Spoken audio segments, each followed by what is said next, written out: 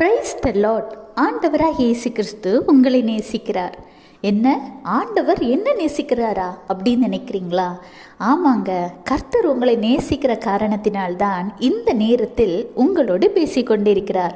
உலகத்தில் ஒரு மனுஷன்ட பணம், காசு, ஆசீர்வாதங்கள், செல்வம், வீடு, கார்னு எவ்வளோ ஆசீர்வாதங்கள் இருந்தாலும் சரி, அந்த மனிதனுடைய வாழ்க்கையில் வியாதி அப்படிங்கிற ஒரு பயங்கரமான வலையில் சிக்கி கொண்டால் வெளிவருவது ரொம்ப கஷ்டம். இந்த காலத்தில் ஹாஸ்பிட்டலில் போய் ஒரு அட்மிஷன் போட்டால் கூட பல லட்சங்கள் ஆகிறது. இன்னும் பலவிதமான நோய்களுக்கு பல கோடிகளில் செலவுகளை பண்ணுறோம். என்னதான் காசு பணம் இருந்தாலும் சரிங்க, வியாதி படுக்கையில் ஒரு மனிதன் ஆகிறது மிகவும் கடினமான ஒரு காரியம். அதிலிருந்து வெளிவருவது என்பது இந்த உலகத்தால் முடியாத ஒரு காரியம் அப்படின்னே ஆகிப்போட்டு.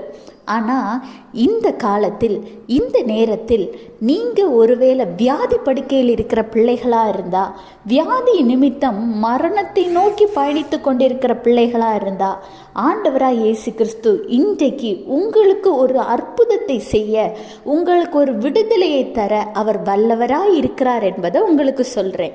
எப்படின்னு தெரியுமா? வேதாகமத்தில் 2 நாளாகமம் 32ஆம் அதிகாரம் 24ஆம் வசனத்தில் எசேக்கியா வியாதிப்பட்டு மரணத்துக்கு ஏதுவாயிருந்தான். அவன் கர்த்தரை நோக்கி ஜெபம் பண்ணும்போது அவர் அவனுக்கு வாக்கு தத்தம் பண்ணி அவனுக்கு ஒரு அற்புதத்தை கட்டளையிட்டார். ஆமாங்க, வேதாகமத்தில் எசேக்கியா ராஜா இருக்கிறாரு. அவர் வியாதிப்பட்டு மரணத்துக்கு ஏதுவாக இருந்த சமயத்தில், மரணம் அவரை நெருங்குகிற சமயத்தில் ஒரு தீர்க்கதரிசியினால் வெளிப்படுத்தப்படும் பொழுது அவர் ஆண்டவரை நோக்கி மனதுருகி அழுது ஜெபம் பண்ணினார். அவருடைய ஜெபத்தை ஆண்டவர் கேட்டு அவருக்கு வாக்கு தத்தம் பண்ணி அவருடைய ஆயுசு நாட்களை அதிகப்படுத்தி கொடுத்தார். மரண படுக்கையிலிருந்தும் வியாதியிலிருந்தும் விடுதலையை கொடுத்தார், பரிபூரண விடுதலை கொடுத்தார்.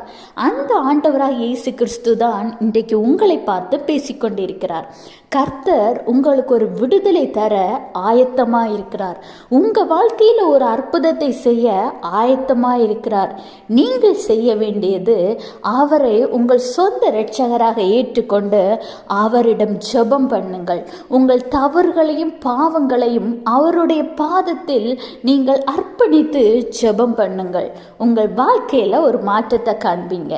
Have a blessed day. Jesus bless you.